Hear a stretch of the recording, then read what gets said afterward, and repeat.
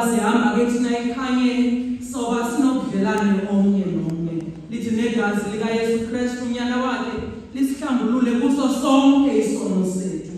uba thina sithi asinaso isono siyazikhohlisa ithi inyaniso ingabikho ukuthi kodwa basithi sizivume izono zethu uthembekile yena